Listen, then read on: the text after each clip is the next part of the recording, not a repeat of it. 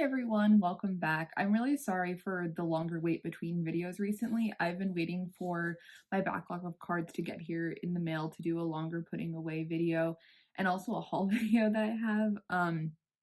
I do have plans for going through my Shinwan and Joshua collections very soon, but I'm just waiting for my Mercari order to finish processing because it includes a ton, an embarrassingly large amount of new things to add to my collection. So I'd rather, make a full video when all those things arrive versus making a video now and then my entire collection pretty much changing overnight when those things get here.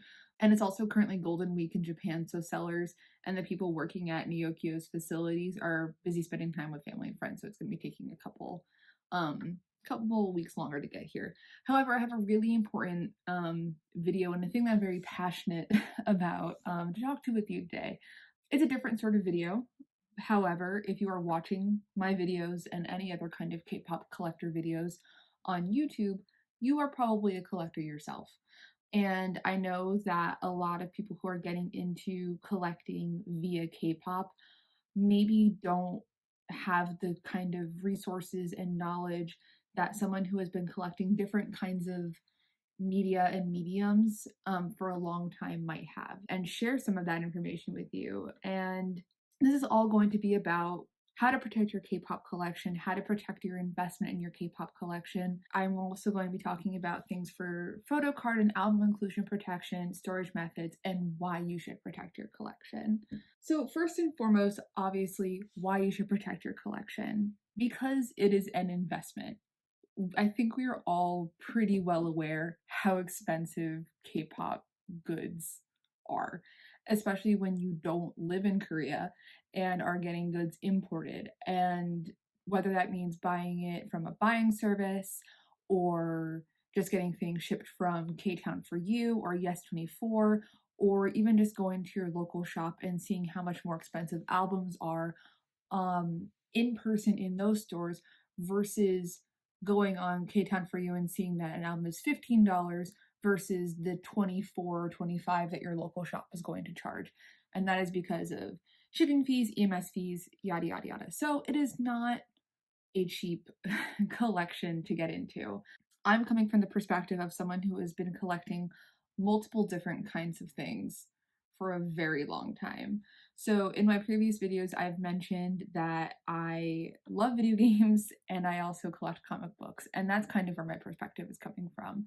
These kinds of collecting communities have been around for a very long time, and companies have risen up in order to meet the demands of those collectors. So there's very specialized things that have come to light, and that is also the way that archival grade things have progressed has been born out of preservation methods for artworks, precious objects, historically important objects. So pretty much anything that you see being used in a museum, eventually those methods have trickled down to the consumer market, and now those kinds of things are available to the average consumer to protect their collection and their goods. Besides having just spent a lot of money to invest in a collection, as a good reason why you should also invest in good quality collecting materials is also not just because like you don't want to eventually waste your money. It is also because eventually we want to keep these objects safe.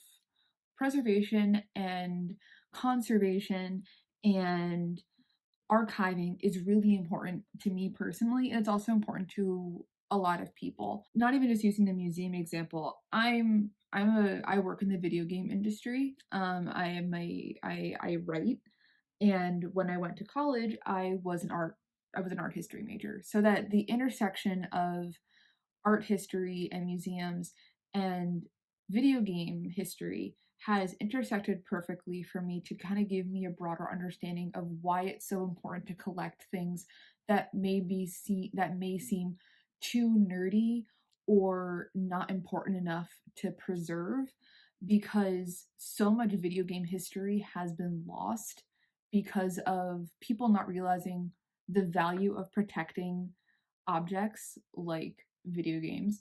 Similarly with comic books and with comic books. So a lot of that history is lost, and I don't want to see that happen to K-pop. And we already kind of see that happening with out of print albums and fan goods that come and go, limited edition goods that come and go. So it's important to maintain a material history of the things that we care about. And I think that feels like a very lofty statement to make when it comes to just, collecting Suckman or just collecting scoops, but it's important. The K-pop industry is a massive force of global influence, and it may seem silly and trite to a lot of people, but eventually a time is going to come when people are like, what happened to X, Y, and Z object? What happened to, a BTS concert DVD from one of their very first concert DVDs, like Red Bullet Tour? Or what happened to, is there any physical proof of Pentagon's Uni 1 ever happening? That shit is important, Now, getting off my soapbox about why you should want to protect your collection, besides the investment part of it and also preserving a material history of a cultural phenomenon, I want to get into what you should be looking for in terms of quality goods. So, what are the things you should look out for when you are finding things to put your K pop collection into? Whether that be, top loaders, penny sleeves, card sleeves, 9 pockets, 2 pockets, 4 pockets, what you should look for in the kinds of things you're putting your collection into. So, first and foremost, you should always be sure that the kinds of plastic materials you are buying your goods from say that they are PVC free and acid free, because this pretty much indicates that the plastic that you are buying is archival grade. What does archival grade mean? Archival grade means that it's going to withstand the test of time, and that means that there's going to be no kind of chemicals in the thing that you're putting your cards into that's going to eventually eat away or damage what the material is. And then it's not going to fully protect things from the sun necessarily. You need to have special kinds of plastics to really protect things from sun damage and light damage. Sun is one of the most damaging things to a collection, and I will get into that. So what you should look for, especially with Ultra Pro, is a great brand. That's pretty much where I buy all of my stuff from. And BMW, no, not BMW, it's a fucking car manufacturer, BWM, everything that they make their stuff out of is archival grade plastic. So that means it is going to protect things from scratches. It is going to be made out of clear polypropylene. It's going to be no PVC and acid free. No PVC is because PVC is a thermoplastic and it will react in the heat. And if your thing's left out in the sun or it's in a hot environment, it could meld and also could eventually eat away at the thing that you are trying to protect. Similarly with acid free, they mostly put that there because most plastics don't have acid in them in the first place. And I also may be speaking out of my ass here. I'm not a polymaterial scientist, but acid free is mostly used for paper. Acid free archival paper just pretty much tells you that it will not also eat away and damage the thing that you were trying to protect. But they put the acid free there on their sleeves because one, it doesn't have acid in it in the first place, and then two, that is a thing that people see immediately and recognize that that is a good thing when it comes to protecting things in an archival manner. So that's what you should look for. So of course, top loaders are good for sturdiness, keeping cards that are extra special to you safe. They're scratch resistant. Everyone's familiar with the good old top loader, and they come in a bunch of different sizes. This is just the standard 3" by 4". Also, sorry that you're going to be hearing dog sounds in the background now. These are penny sleeves. These ones are just really cheap, flimsy ones, but they're still good nonetheless because of the quality of materials that are in the card sleeve. It's going to provide a small level of protection, especially if you're just putting things in like a 9 pocket just to keep them from sliding out. That is a good option to have. These ones are a little sturdier. Ultra Pro makes these kinds of card sleeves with the colored backs because they're for trading card game sets. So people, like when you play Magic the Gathering or like Pokemon or whatever, the color coordinates to whatever kind of card that you're using pretty much. Or to indicate to you if you have a large amount of cards, like, oh, this is my water deck. This is my land deck. Also, it's a great option if you want to jazz up your 9 pockets a little bit to have the colored backs. It also is a little bit sturdier than penny sleeves, which is great. There's also another company that makes dragon sleeves. Those are like top of the line, really expensive. If you really want to have card sleeves that are going to give you the ultimate amount of protection in your 9 pockets, go with dragon sleeves, but they are an investment. So here is your standard 9 pocket. Everyone is kind of familiar with the standard 9 pocket. This is what everyone uses. Pretty much everyone uses the Ultra Pro Platinum. These are pretty much the best bang for your buck for protecting these kinds of things. It is made of the same material as like the penny sleeve, so it's acid free, it's PVC free.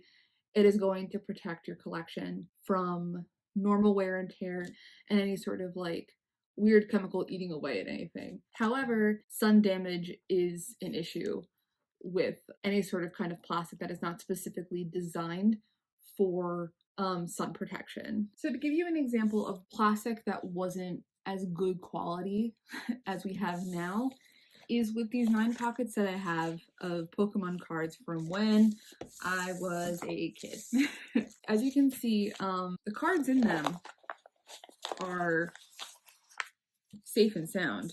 Here's a bunch of Drowsies that actually, these are different colors. I think that these might have been different prints at the time. I'm not a master on Pokemon. I'm not a Pokemon master. So while the cards themselves have been safe over time because the cards are made of a higher quality pigment and paper that is slightly more resistant to sun damage than, let's say, construction paper. You guys are all familiar with what would happen at the end of the school year in elementary school. Your teacher would take down the bulletin board and you would see the scope of what happens when something is in the sun for a whole year. This is what happens. You get discoloring like this. And so while the cards are fine, look at the paper of Cloyster is completely fucked up.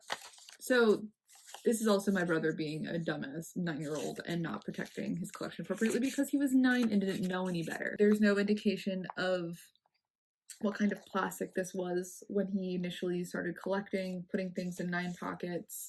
And that just goes to show the difference in quality now in these objects and what happens when you leave things out in the sun.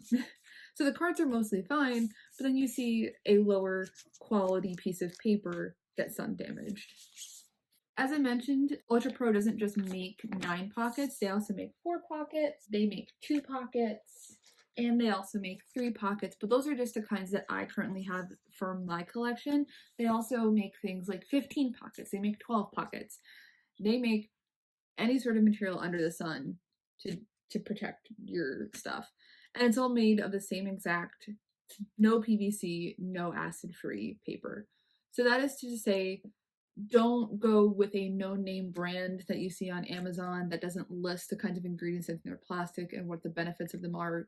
Stick with a reputable seller and company that has been around for decades for archival grade protection. And that's also like why I'm nervous to switch to A5 kind of collections, because I've thought about for a while switching over my collection to an A5 binder because I thought it'd be cuter and a little bit more aesthetic and less like official collector, you know? The quality of the 9 pockets that you can buy straight from like Mochi things or Amazon isn't going to be made of the same kind of high quality archival grade plastic as stuff made for a standard, I think it's A4. A4 sized sheet is going to be. Of course, you can modify the 2 pockets and the 9 pockets to fit properly into an A5 binder so you can still get that kind of level of protection, but that still requires you to modify a product and make it fit your needs versus just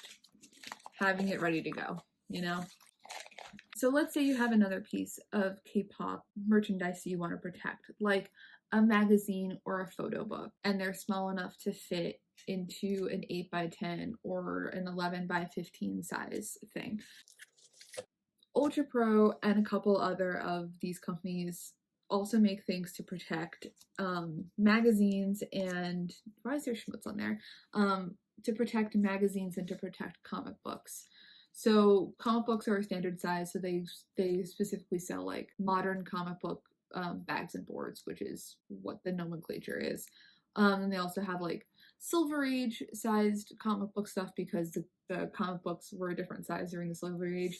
And then also they have specifically sized magazine bags and boards for like Life magazine because Life magazine was a irregularly sized magazine from what was typically sold on newsstands. When you want to protect a magazine from sun damage and to protect that material history, you want to also again look for a bag and board.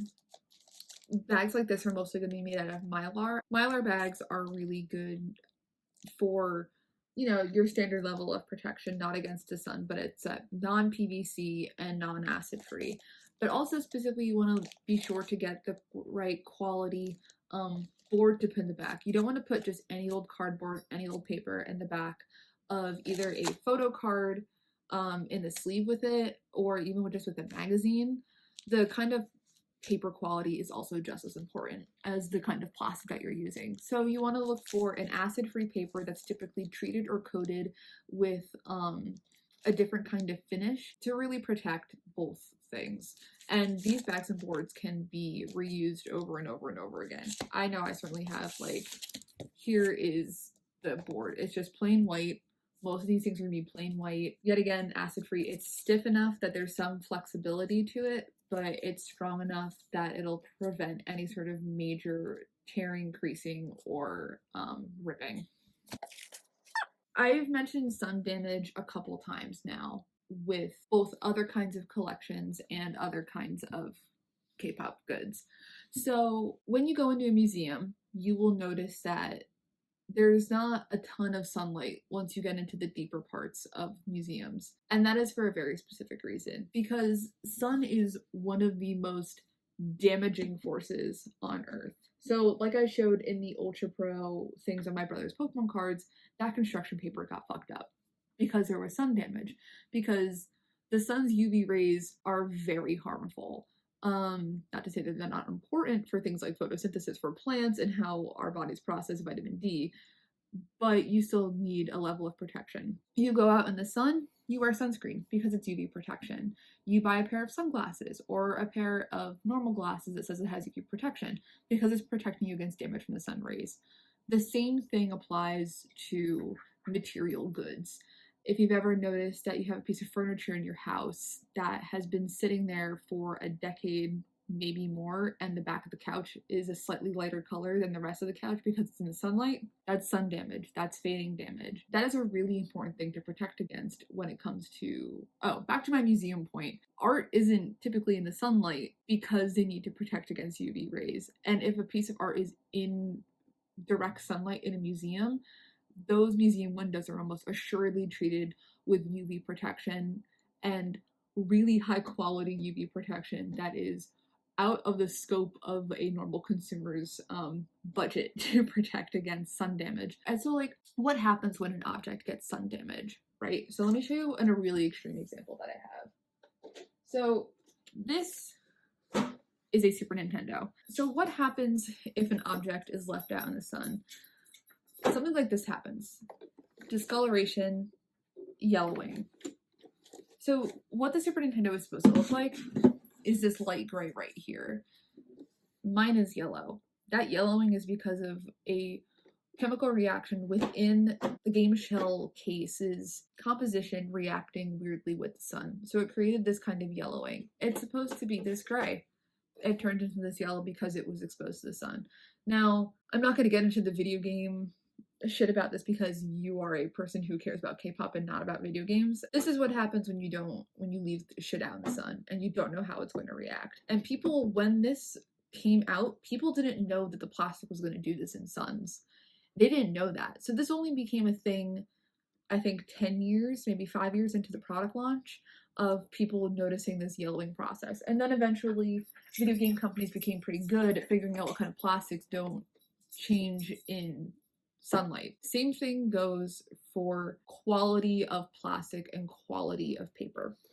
Now, of course, a Super Nintendo is not the same thing as, let's say, an album of this kind. So here I have a special edition album of 17's Love and Letter repackage. The thing with old 17 goods is that Pledis did not care enough about the quality of the paper and the quality of the cardboard they were packaging their goods in. So you'll see with a lot of older 17 goods that if you buy them secondhand, they're gonna be sun damaged. You can see how bad the fading is along the side. This was clearly when whoever I bought it from clearly had this portion sticking out from their bookshelf, and it got a lot of sun exposure. You can also see it slightly on the side over here that there's a difference between the pinks here.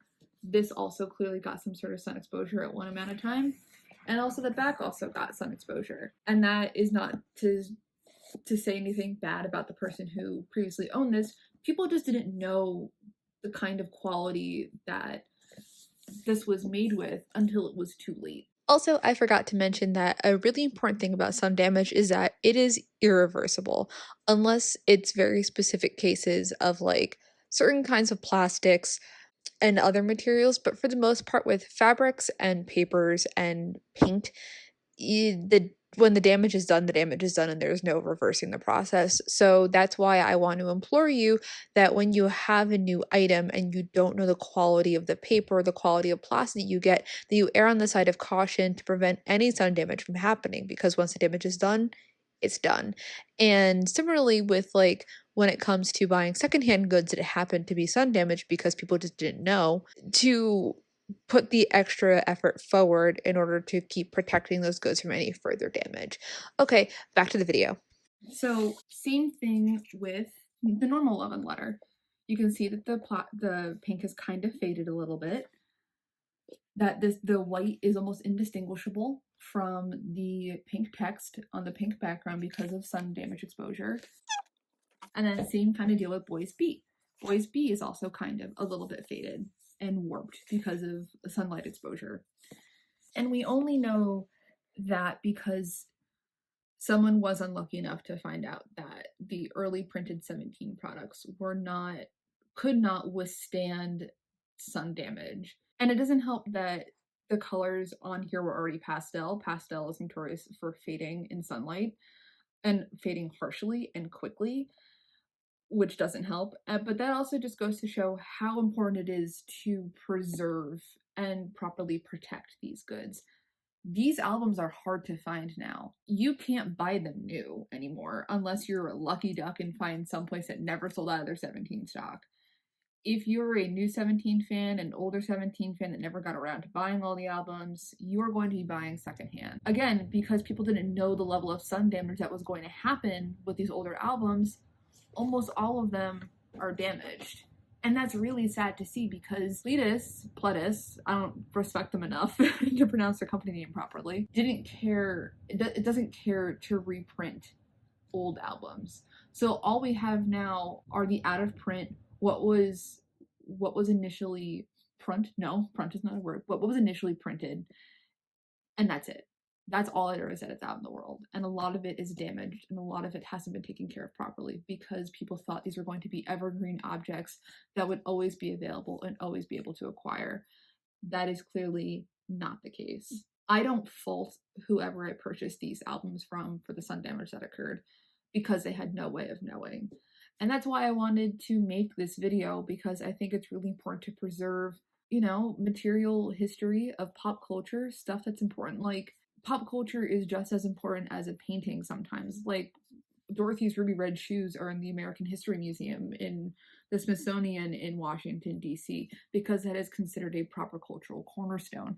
As well as, like, if you are ever lucky enough to go to Seoul when there's no longer a pandemic, SM frequently, sorry, there's dogs. SM frequently has museum exhibitions of costumes that their idols wore at one point, and I don't know if they're actually using people who are familiar with conservation methods and proper like gallery showing stuff. I don't know. I'm not in those meetings and I've never been to those places in person. But that just goes to show how important K-pop is in Korea, that there are like gallery and museum and exhibition showings of an idol group's history. So we have to do our part and protect the material history and the fan history that we do have. So I mentioned sun damage. You've seen the sun damage. What to do about it? Well, the only option really to properly protect against sun damage, unless you want to put your albums in a UV protected display case that you can't get into and if you really wanted to look through your albums, you'd have to open up the case and then go looking through it. The only real options to protect against sun damage are put it in a safe container in a closet, which the whole point of wanting to have a K-pop collection is to display it and to have it and to to look at it every single day. And the only really big options is to put your collection out of the sun. So, for example, my collection is out of the sun. Sorry that it's not like neat, pretty, organized, aesthetically pleasing right now. I wasn't planning to show this for this video, but it works better for me just to show you. So, my collection is out of the sun, and by that I mean it is not on the opposite wall from my window. It is next to it in a bookcase that is solid on the side and it benefits from being black. Even if the sun was, coming in from this angle, there is still this bookcase and this barricade to kind of prevent the sun from hitting certain portions of my collection. Also, part of my K-pop collection overflows over here, which is a part of my room that does not get direct sunlight ever. And that is solely to, minimize as much sun damage as I possibly can while keeping my collection on display in a cost-effective manner. It's also no longer up on parts of my shelf that have openings on the side. Yet again, that's why it's all the way down here. There's a lot of work I still need to do in terms of making this aesthetically pleasing, and like also putting signed albums and stuff in proper protective materials, which I just haven't gotten around to doing yet. But this is a good thing to keep in mind when wanting to store your collection for display. Make sure that it's out of direct sunlight or at least in a part of your room or home where light isn't hitting it harshly for a majority of the day. And then also consider the kind of, storage you're using. Cabinet cases, bookcases, the quality of wood and stuff, little things like that. That is all to say that if you care about the investment that you're making, about your collection, think about the materials that you're purchasing, where you're purchasing them from. Think twice before putting an expensive photo card in your phone case. If you don't care about that kind of thing, whatever, it's your money, it's your card, do with it whatever you want and just stick them back in there. I know I did it for a while. Maybe at least put it in a penny sleeve before you stick it in the back of your cell phone. So that also brings me to like light sticks and stuff. I don't really know what the scope or what the quality of plastic is like on light sticks. And I keep using 17 as an example because that is the most well known example of K pop goods getting sunlight damage. I don't know if the version 1 carrot bongs have experienced this kind of fading and discoloration in sunlight. I do not know the kind of quality of plastic that light sticks use, but I would err on the side of caution and try to keep them out of sunlight as well, or keep them in their boxes. There are great ways of displaying them, like Barbie and doll collectors have doll stands to keep them upright. You can consider that for storage. And there's plenty of other products like that as well that you can consider using. But again, I would err on the side of caution and keep them out of sunlight, especially if it is a Pledis made good. Be sure to protect your goods against that. So this is pretty much just me telling you the kinds of things that you should look out for in quality products.